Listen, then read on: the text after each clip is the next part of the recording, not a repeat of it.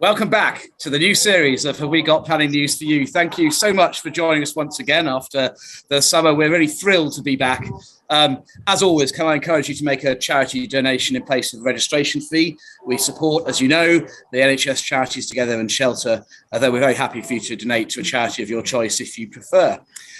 We're now doing the live show monthly, usually on the first Thursday of the month, but we put this month's show back a week to allow us to respond to all the planning comments coming out of the party conference season. On which subject? Build back better, but just not on green fields. But did he actually say that? Or did he want to give the impression to the party faithful that he did without saying it? Is planning reform still on? And if so, is the new zoning system now going to be this? The North, growth, the South East, protect? Welling Hatfield Borough Council clearly thinks so, because they've paused the latest stage of their very lengthy local plan process to ask the new Secretary of State, Michael Gove, for clarification in light of the Prime Minister's comments about green fields. They've said those comments suggest a change to planning policy in the near future, and will they be reducing the housing numbers for that particular authority? And in a similar vein, South Oxfordshire District Council have asked Mr Gove to pause the Cambridge, Milton Keynes, Oxford ARC plans. Well, one Tory at the conference last week famously called for the abolition of the planning inspectorate, and indeed the abolition of planning appeals. But for now, pins are alive and kicking, and we're delighted to welcome as our first guest of this season their new planning appeals professional lead, David Morgan. David, hello and welcome. Thank you so much for joining us. Viewers will recognise David's face from the Holocaust Memorial Inquiry, which is the most widely viewed PINS event on YouTube to date. David, can you tell us where you're calling from and what theme have you chosen for today's show, and what are you drinking? Well, thank you, first of all, for inviting me on. A great honour. I'm in my home, safely in my little office, home working office. And the theme, I'm taking my cue from your learned friend, Mr. Tucker, and identifying what passes predominantly for my hometown, which is the historic borough of Totnes in South Devon.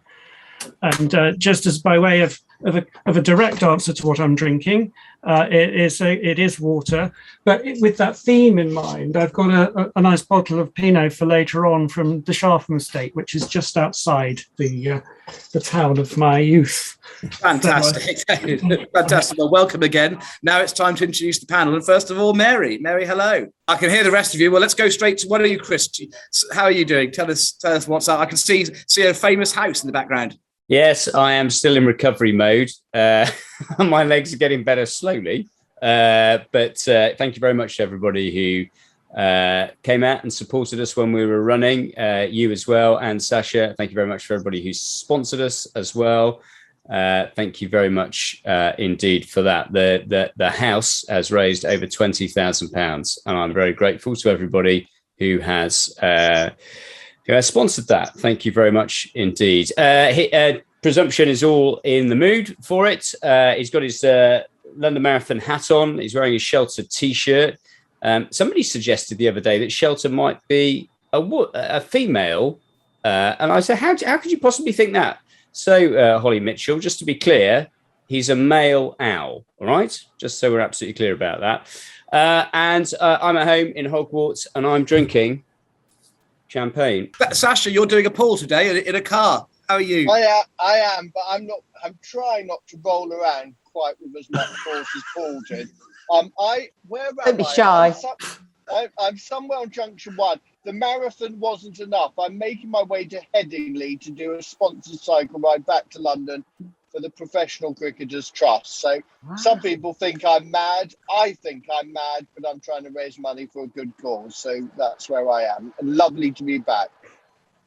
Welcome back. Mary, have we got you on sound now? I hope so. Can you hear me now? Yes, you can hear me. Excellent. Well, good evening and welcome, David. I, like you, have some water, but I tell you what I've done in honour of Totnes, and I love Totnes. I really do. I have 3 gorgeous cheeses here. One is a Sharpham's Brie. The other is a Ticklemore Goat. And finally, I've got something called a Devon Blue. All of these were made in Totnes. Favourite spot. And can I just recommend, if anybody wants to go to Totnes, please go down the River Dart to a place called the Malsters Arms, which is a great pub where you'll have a lovely meal, and it's a beautiful location. Absolutely. The former residence of Keith Floyd, no less. Indeed, indeed.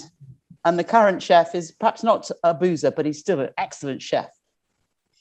Paul, how are you, my friend? I'm very well indeed, Charlie. I'm also aching, but for slightly different reasons. I didn't do the marathon with you guys a couple of weekends ago, but I did do the Yorkshire Three Peaks on Sunday, so 5,500 feet for the Stony Host Association charity, and raised a very nice, tidy sum. So again, thanks to all our viewers that sponsor me for that one. So I ache, my foot is horrible.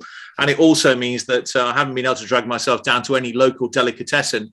I've dragged myself down to the local co-op. So the Devon flag is, because I couldn't find any Devon beer. The nearest I got is from our local co-op, which is a bottle of coconut stout from Cornwall. God alone knows what you guys drink down in the southwest, but I'm going to taste it now, and I don't think I'll be tasting it again.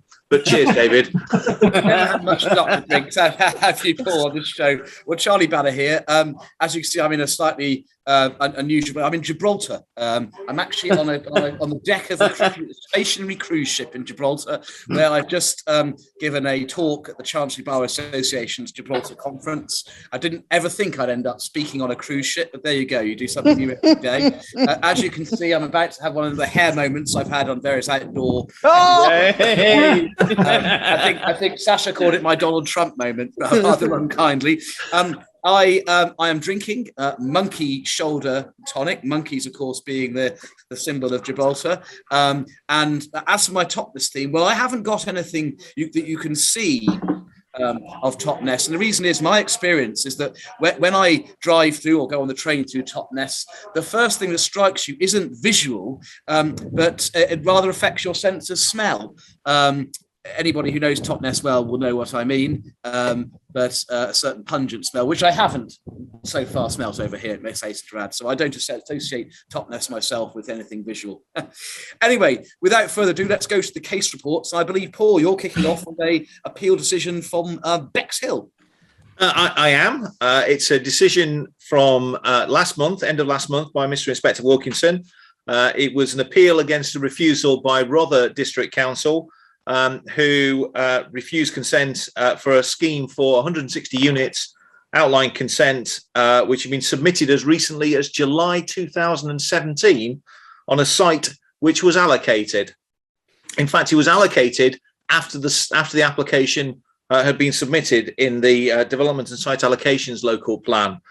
The only issue at the inquiry, as between the council and the appellant, was the issue with regard to I don't know if Rob's got the outline scheme that shows what the scheme was, but you can see it's a very sustainable scheme as and when it pops up. Yeah, there we go.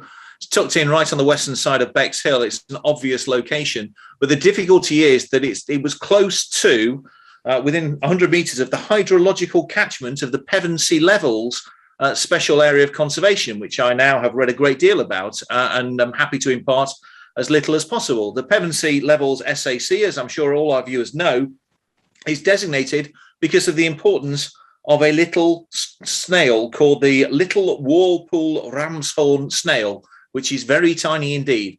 You can fit about 17 of them on your finger, and apparently it is very important for those particular snails, as well as other issues, but they need a particular hydrological context. Well, it was a hard-fought inquiry, which ultimately Chris's colleague at number 5, Hashim Mohammed, succeeded in. Detailed scientific evidence, which he and Jacqueline Lean got to grips with, presented before the inspector. And ultimately, the inspector grappled with the issues with regard to whether the suds would contaminate or have an adverse effect in terms of the outfall upon the SAC. The issues of rainfall methodology, modelling of the extent of impermeable area, effect of groundwater levels, effect of climate change, and even the effect of smoothing out water flow upon the little snails and whether they would be able to cope with easier water than they're used to. But it led to the conclusion that the appropriate assessment process was passed and that one could exclude on the basis of scientific evidence any risk to the snails. Happy days, and consent was ultimately granted. Just as an aside, there were lots of other little issues run by a very articulate third-party group including the effect of flea treatment on dogs contaminating the water, which is a new one on me, I have to say. But the more serious point is, this is a site which was allocated. It's a site where the application went in 4 years ago. The housing land supply at the time of determination was 2.8 years. And Natural England had issued a couple of letters back in 2019 saying no objection. Whatever the system is that we operate in, this probably isn't a case that should have taken 4 years to get consented. But anyway, that's the case, and it's a trip to Becks Hill on Sea. Thanks, Paul. Before I pass over for the next case, I know, David, you've had your first audience question where someone has perceptively asked, do you and I share the same hairdresser? Undoubtedly so, the best in the world, clearly. Well, along with Jack Grealish, I was going to get a football player. Oh, lovely. Yeah, exactly. Good reference. Jack and I, best buddies. Now, Sasha, you're going to tell us about a decision from Barnet. What I was going to say was I'm going to do an appeal with one of my favourite inspectors, Mr. Jackson, who David will know well. Paul Jackson, one of the most exemplary inspectors. This is about tall buildings in Barnet. This was a case where effectively Taylor Wimpey wanted to build 300 units, as we can see in North Finchley, in the delights of North Finchley.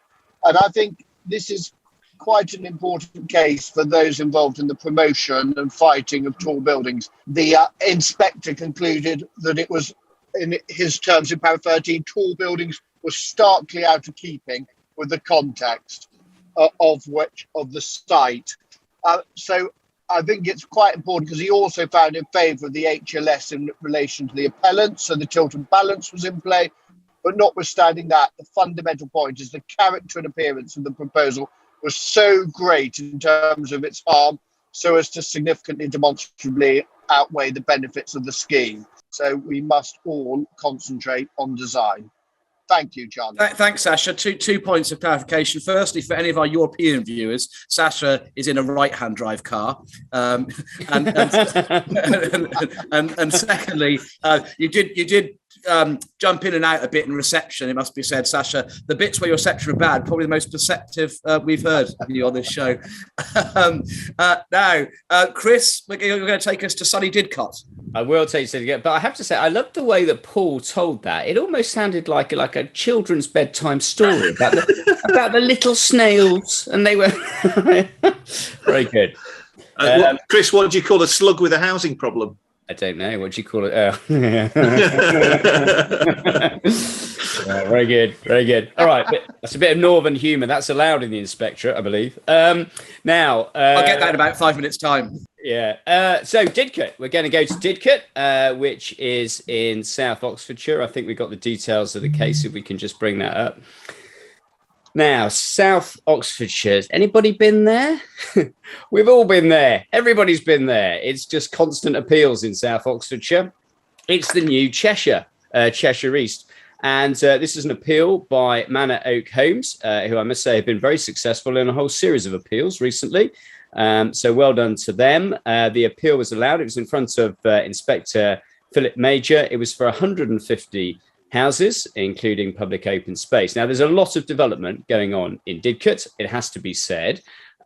This was not an allocated site. I've got a couple of sites that are allocated in Didcot, but this is a non-allocated site. And as we all know, the South Oxfordshire Plan, after a huge fandango in psychodrama, was eventually adopted. So the council's position was very much, well, this isn't in the plan. We've got a plan, shouldn't be adopted. They'd also been found not to have a 5-year land supply in the Sonning Common Appeal decision, which we covered at the end of last season. And the inspector in that case had found a lack of 5-year land supply. And the council had then gone straight back in and said they had got a 5-year land supply. And they'd re-looked at the numbers, got evidence. Well, I'm afraid there was more bad news, because in this appeal, it was established, again, they don't have a 5-year land supply. And that was obviously critical to triggering the tilted balance. The inspector concluded that it would be, in reality, short of 5 years, roughly 4.8 years, but it could have been as low as 4.18. But he didn't feel the need to have to go to that level of detail, already established a lack of 5-year land supply. And of course, you know, this is exactly what the Supreme Court said. If local authorities adopt plans which don't have enough sites to deliver their 5-year land supply, don't be surprised if the the tilted balance is then triggered. That's the Supreme Court in the Suffolk coastal case. And that's exactly what's happened in South Oxfordshire. They've taken so long to adopt their plan because of all the politics that their 6 or 7 large strategic sites are going to take time to come on board. So for a number of years now, the council might not have a 5-year land supply, and sites like this will come forward. Now, the case, if we just have a look at the appearances, it was an all cornerstone affair. Tom Cosgrove was very charming. Tom Cosgrove was acting for the LPA, the equally charming Richard Ground. These are all Mary's old stablemates.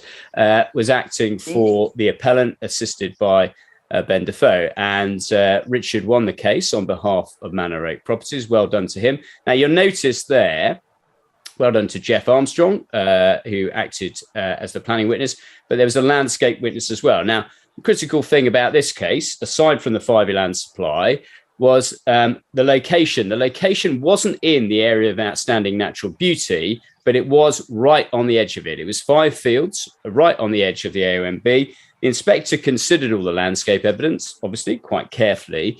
He came to the conclusion there'd be short-term harm, but really not much harm in the longer term. So his overall view was that the harm, actually, in landscape terms and visual impact terms, was relatively limited. Lots of benefits with the scheme, including 60 affordable houses. Boris, if you're listening, that's what greenfield sites do. They deliver affordable housing, usually on a policy compliant level, but we won't make a political statement, will we? As a result, lots of benefits associated with this scheme. It's a greenfield site coming forward, delivering affordable housing, despite a recently adopted plan. Council didn't have a 5-year land supply, limited landscape impact. Well done, Manor Oak Homes. Thanks, Chris. Well, I'm going to tell you the next appeal decision. Thankfully, the stag do that were a few metres yards away, they seem to have gone somewhere else now. I'm just got to hope that but you've also been very small. That's the airport behind me. So just got to hope that in the next 3 minutes, a plane doesn't come into land. It's only about 5 a day, so hopefully not. So I'm going to tell you about an appeal decision by Inspector Peter Rose concerning a 167 dwelling residential development in the Greenbelt. On land at Heath Lane, Coddenham, if that's how it's pronounced, in North Hertfordshire District Council's area. Now, the site was allocated in the North Herts Emerging Local Plan, which was at a very advanced stage. Post-examination modifications had been consulted upon, and the inspector's final report anticipated early autumn. But the council nonetheless opposed the development in advance of the plan adoption on the basis that for now it remained Greenbelt until plan adoption and very special circumstances weren't made out. There was an additional objection on grounds of prematurity, which was abandoned late at the inquiry and the subject of an unsurprising cost award. Now, Inspector Rose, he allowed the appeal on very special circumstances. And to my mind, what's particularly striking about the decision is that he did so expressly, irrespective, his word, of the emerging allocation. He described the 1.47 housing land supply, 1.47 year supply, as, in his words, a critically inadequate and deteriorating 5-year supply set against pressing housing needs, which he saw as compounded by a substantial affordable housing shortfall with no recent local provision. On top of that, the proposed development was to make provision for the delivery of playing pitches for the adjacent primary school, which would in turn enable expansion and reconfiguration of the wider school site. As far as I can tell from reading the decision, the idea was that the school site would then be able to decant their existing pitches onto the appeal site and then redevelop their existing pitches for further capacity for the actual school itself. And the inspector considered that was an important benefit against the context of his words, local school unable to meet the needs of the village and with subsequent implications for local children. So in light of those considerations and various other lesser benefits, the inspector considered very special circumstances existed that clearly outweighed both the definitional and the additional harm to the Greenbelt. Before anybody gets too carried away about the implications for Greenbelt development elsewhere, it is important to emphasise that as the inspector noted, and again, his words, the circumstances of this application are quite extreme. But it's also important to bear in mind that the allocation of the site is not a distinguishing factor. He held that his decision was irrespective of that application. So ultimately, housing land supply, affordable housing shortfall, and the enabling of the much needed school expansion were the things that swung it for him. So an interesting case, and of course, off the back of other recent decisions in the Greenbelt, which suggest a slight change in attitude, perhaps, to consideration of very special circumstances arguments. So that's it from the case updates. And now, Mary, you're going to kick off our discussion with David. Yes, thank you very much. And thank you, David, for your patience. Now, in the flyer, I described you and all of your initials, and you've got rather a lot of initials, David.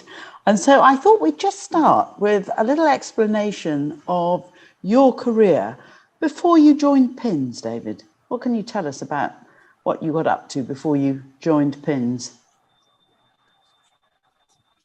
It's my fault for not reminding David in the first place. I take full responsibility. Well, if you saw the last week of the Holocaust inquiry, you'd see that I was a recidivist on the old mute front. Sure, none of you got to the end of that one. Okay, as flatteringly described the acronyms, my background actually by initial qualification as a historian, and then subsequently a town and country planner, and then after that as a building conservator. So that's my academic kind of background, and that's reflected in my early employment, postgraduate employment, was as a researcher, but then was press ganged into the halls of Exeter City Council in the 1980s as a planning officer, which put me on the pathway to a world of planning, so a world of planning. And subsequent to that, at a strategic level at Devon County Council, but dealing specifically with the historic environment, which was that kind of pathway that began to open up in one of those county councils with the longest and most august tradition, actually, of guardianship, with a very well manned team, and a really interesting opportunity to learn for someone at that stage in my career.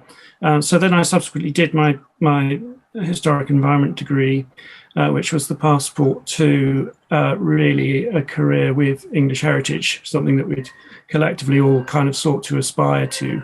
And that was in central London. So my first pitch in English heritage was in the cities of Westminster and the cities of London, which is a pretty striking contrast to the rural lands of Devonshire. So, and I did that for about 5 years, but then we moved to the southwest region of English heritage, where I covered Devon and Cornwall, Bristol, bits of Dorset, which I did then until about 2007, which is when I joined the Inspectorate.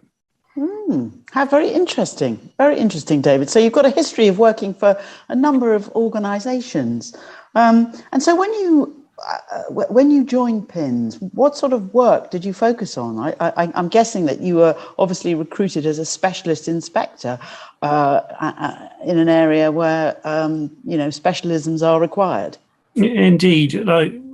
I have to be very careful down to what I say. So, of course, that's the pretext in which I got given absolutely no historic environment work at all and was told to go and sent out into the paddy fields of Section 78 to harvest kind of extensions and stuff.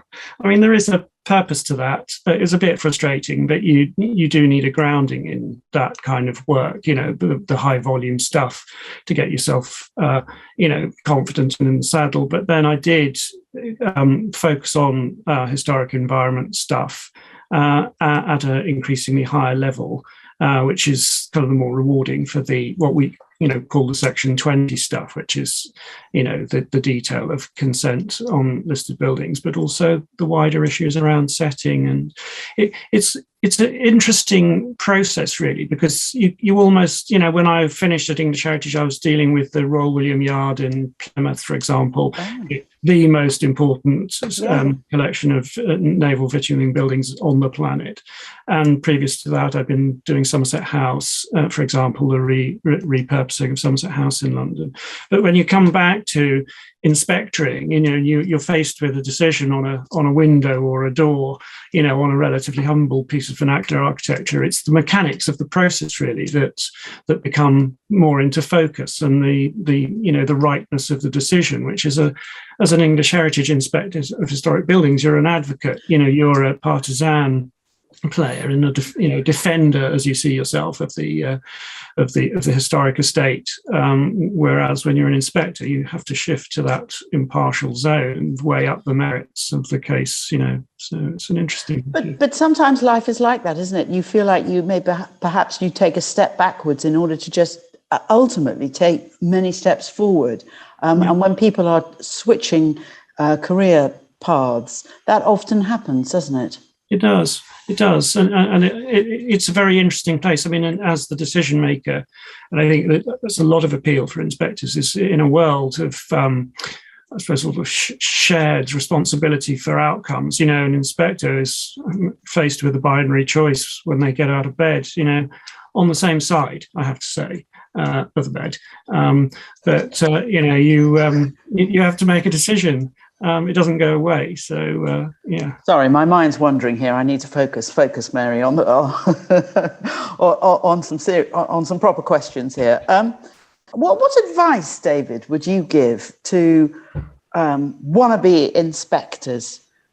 You're in an elevator. You've got an elevator pitch to do before the doors of the elevator open. What advice would you give to people watching this show, whether they're town planners, lawyers, about a career at PINS?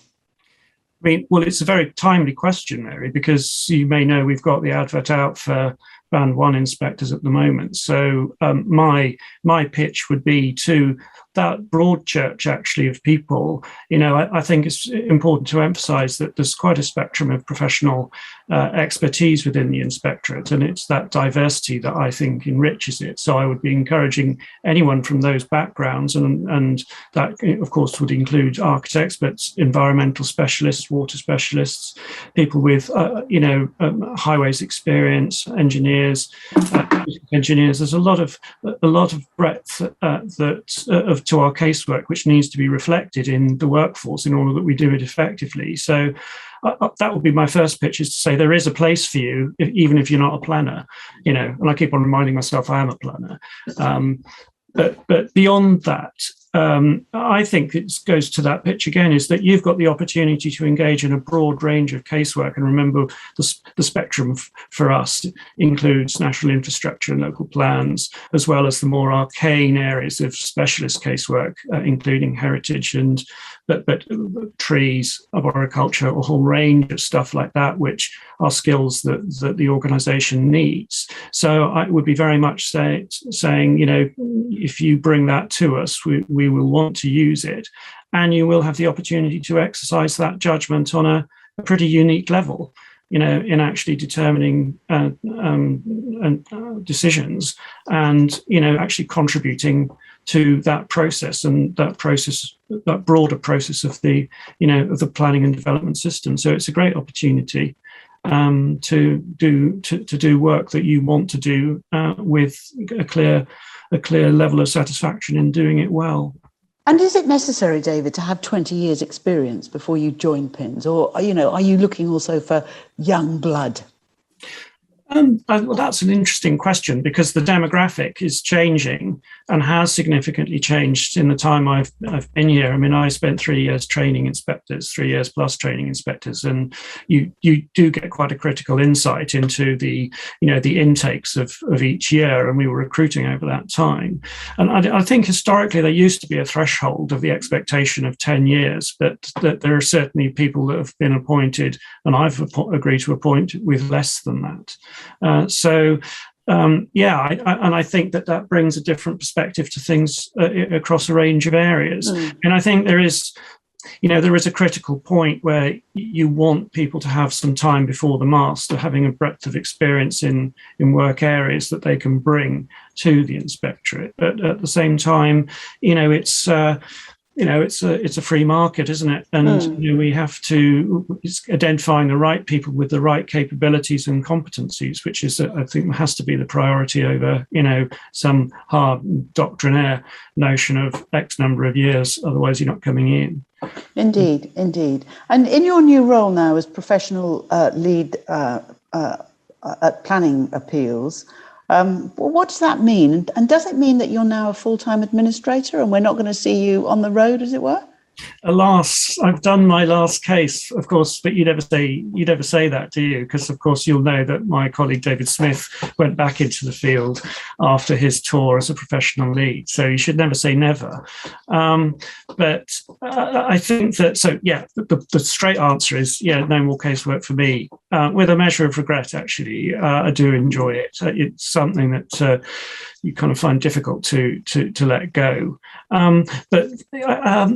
Without being too pedantic, I'd be a bit reluctant to describe myself as an administrator, because it's kind of, it's multidimensional, and I think it's a changing role, as a dynamic role rather than a changing role, insofar as, of course, I've got oversight of which High Court challenges we defend and what we define as complaints that can or may not be justified against inspectors in terms of feedback from our customers and the like, which is still a critical judgment, and you get 3 of them in a day. In the second week you're at the job and you're thinking, oh right, okay, that's interesting. Is it always going to be like this?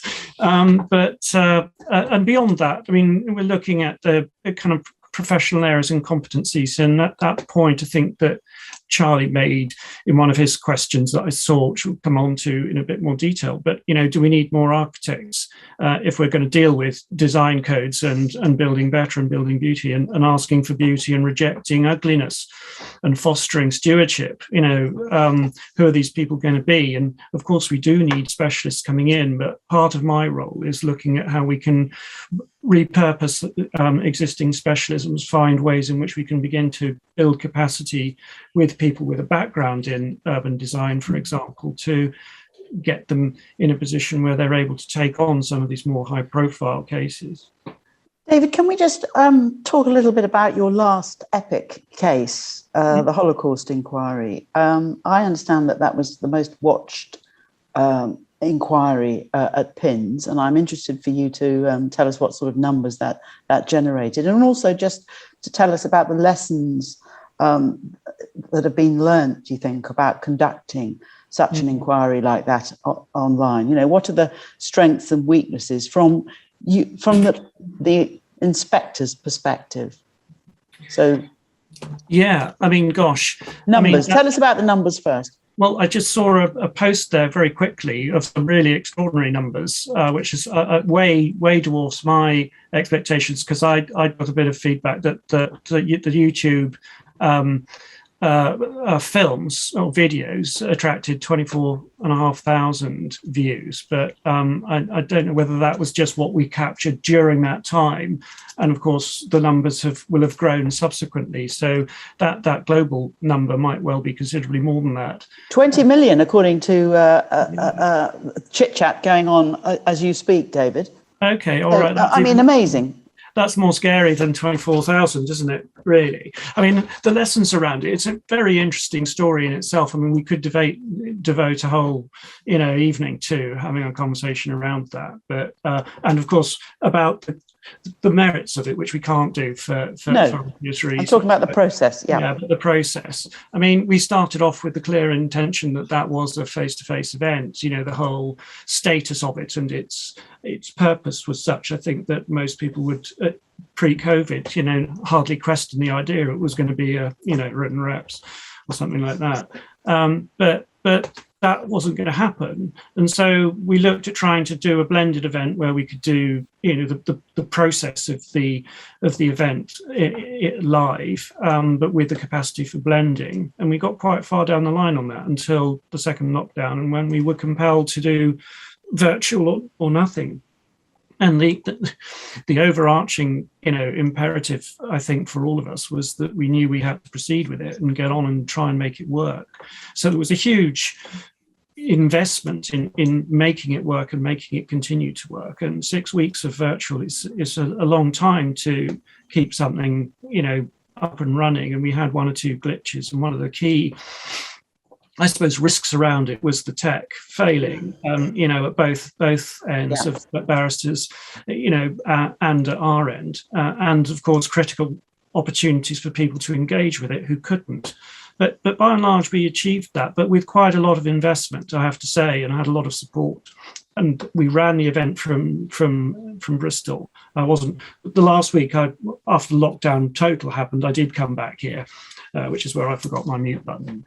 But and that was really challenging, actually doing it from home. I mean, it was untenable, I would say, to be perfectly frank. Looking back on it, you needed that level of support and space to be able to run it, because the logistics of it, with documents landing and being processed and put up on the websites, it was a pretty full-on team effort, I have to say. And it did, I compared it to the previous one I did. I was in Kensington, Chelsea, doing an assisted living case. That was my previous case, which I was up there for 3 weeks on my own, pushing my own boxes around. And the contrast with the virtual event was significant in terms of the resource implications. But I mean, it worked remarkably well. But what I would say from my point of view was that, when you see the screen and it's, what was that TV program like? You were all sat in a box and you said something, I can't remember. It's the quiz show. Yeah, Celebrity Squares. That's the one. I knew someone would remember. So it was a bit like Tragic, it's me. But it's a bit like Celebrity Squares until you realise it was only one person in one box. It was there all the time, which was me, because everyone else, could switch off and go and do something else. And 6 weeks of that, it was pretty wearing, and you didn't really think about the exposure too much, but sometimes it would just creep into the back of your head, and that's quite a strange thing to have to kind of deal with, that constant exposure, and you become acutely, because you're viewing yourself, it's not like being in a room projecting out, you're constantly aware of yourself. And I got my glasses delivered to me in lockdown, and they weren't fitted, and they did slip down my nose. So again, for those obsessives looking at it, there I am, and I look at myself pushing the bridge of my glasses back up my face repeatedly, and it's just there, and you're kind of not aware of it until you're confronted with it. So it was quite stressful, but I'm sure. The very end, the closings, I mean, everyone was very gracious. Well, nearly everyone was very gracious, about acknowledging the challenge that there was to getting it to work, and that we'd achieved it. So I was really pleased with that. Excellent. Well, I think I've hogged you now for long enough, so I'm just going to open this up, and I'm going to start by asking Chris. Chris, what's your question for David, please? Yeah, David, good afternoon. What I wanted to ask you about is, what do you think the direction and future is for PINs? Because I think we've all had difficulties with the virtual events. I certainly have. I've been doing an inquiry with Paul Griffiths, and we had some very difficult days, has to be said, breakdown in Wi-Fi and so on. But people talk about wanting a blended future. So where do you see that going? From the perspective of the inspectors, you lead them. So where do you think that's going to go? Well, I think, Chris, we're still very much in the middle of trying to figure that out.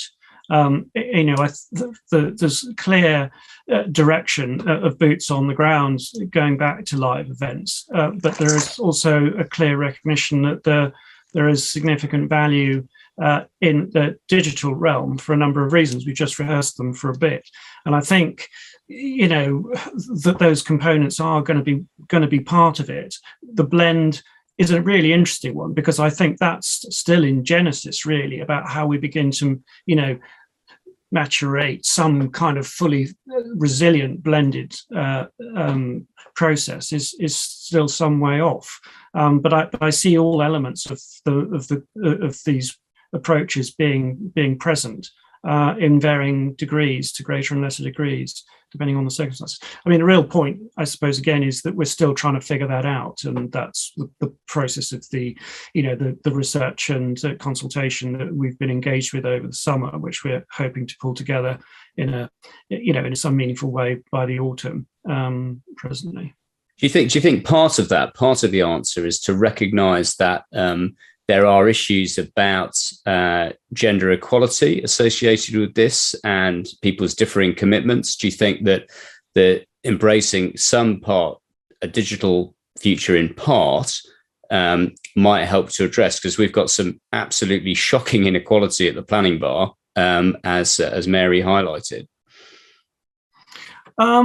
I think it's a factor. I think that particular question is a really interesting one. If you ask women inspectors, I don't know that you'd get a universal response on that. There is that equality of opportunity in doing work, regardless of gender. And I think that's something that has to be worked through. And if there are the clear benefits there, on whichever way we go, then they need to be understood and I think properly recognised. Yeah. Okay, thank you. Thank you very much, David. Paul, what's your question, please? I'm going to ask you a question about heritage, but before I do, I'm in the middle of a blended event, and I confess it's run well and it's working, and certainly day one with the public worked very well indeed. So happy to give as much feedback as possible in due course. But you're right, there are differential arguments. So my question, David, really arises from your experience on both sides of the fence, historic England, English heritage, inspector at one time, who's obviously considered very sensitive proposals from that perspective, and also from the perspective of an inspector. I'd be interested to know what lessons you've learned that might help practitioners that are out there from both public and private sector in terms of formulating their arguments, because one of the concerns that I have over the last sort of few years is that historic environment arguments start to become rather more formulaic. Which slot do you fit in, rather than looking at the real issue, which is the substance of whether there's harm or enhancement? So what lessons would you convey from both perspectives? It's a really interesting question, actually, because like all kind of types of casework, that has the kind of tendency of kind of the drift towards some kind of order or structure that is applied. And I have to possibly confess to being guilty about that. I mean, I've trained historic environment specialists within PINS, and I'm sure that you all recognise the structure of a letter, or of a decision letter, and the necessity, the clear necessity for certain aspects to be covered and addressed to avoid risk insofar as you can. And incidentally, I think that kind of works on one level. But for me, at the very heart of historic environment decision making lies around a really thorough understanding of what it is that you're dealing with. What is the significance of the asset in all its nuanced forms, and it's wherein its special interest lies. Because again, from the inspector writing about it, if you know that, if you're aware and confident about saying what value this has, or what element of it has expresses a particular constituent of value, then it makes the actual understanding of the effects of a proposal upon it easier. But more importantly, that judgment on harm, because it could be possible to intervene significantly to a highly graded asset where the capability for accommodating change is quite great, because the sensitivities around it. The classic example of saying no to the removal of a critical window in the back of a 1930s wing on a grade 1 Georgian house, because it's a grade 1 house, kind of wears a bit thin, doesn't it? Yeah. If you understand the significance of that actually that wing is of relatively limited experience, and if the proposals to put something back are, at least commensurate with that, then you've not got a problem. So that understanding and confidence in understanding unlocks a huge amount. I think the other side of it is, and I don't know that it's resolvable, but when we talk about calibrating harm, and we have big debates about greater, substantial harm, less than substantial harm, or whatever way you want to characterize it. And I think there's a whole kind of new church of meaning around what substantial harm and less than substantial harm means. But as long as you're clear, what the effects are and whether it's that threshold of harm is broached, which is where you engage those statutory principles, those sections of the Act, then it doesn't really matter, because it's the degree to which that harm adversely affects special interest, and a balance against whatever benefits people are going to bring. So I think having an honest approach to the magnitude of harm, because we know the scenario, don't we, where the council, bless them, or a third party or whoever says this is monster harm, sir. This is off the scale. This is the world will cease to spin, on its axis if you concede to this. And then on the other end of the spectrum, people saying no, so it's not, it's only a scratch. I'll bite your legs off. That kind of. You make it sound so easy, David. Of all the references, the Black Knight was not what I was expecting this afternoon. But David, I can well understand where you come from. Having sat through endless wind farm inquiries in the days when we actually had onshore wind farms schemes promoted, where there would be endless hours of whether or not something was or wasn't in the setting. Whereas I just want to stand up and scream, no, what matters is what's the effect. I don't care about what the technicality is, what's the effect. So that's heartening to hear. Thank you. Okay. Thank you very much, Paul. Charlie, can we come to you next? Yes, Mary, absolutely. And so my question, David, is to go back to a theme that you foreshadowed a few moments ago, which is, do you think that the Building Beautiful agenda, the new design coding regime, and all the associated policy changes that have been made and are going to be made mean that the inspector is going to have to recruit more architects and more urbanists to sit as inspectors?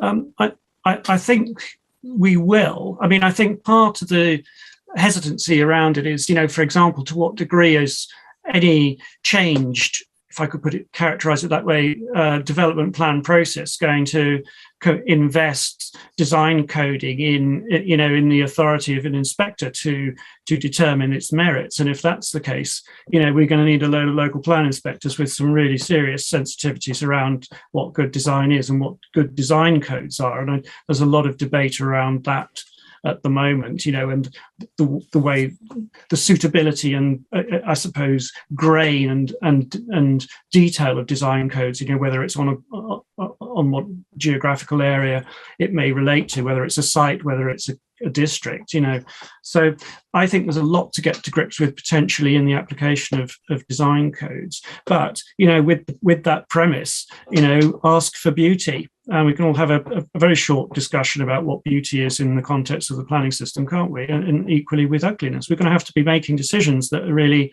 do register a deep and clear understanding of aesthetics in relation to the built environment. I mean, so yes is the answer, sorry, that will be my belief. But going back to that other point I was saying about what obviously part of this role is that if we've got people coming into the organisation at band 1, they're doing a staple load of stuff.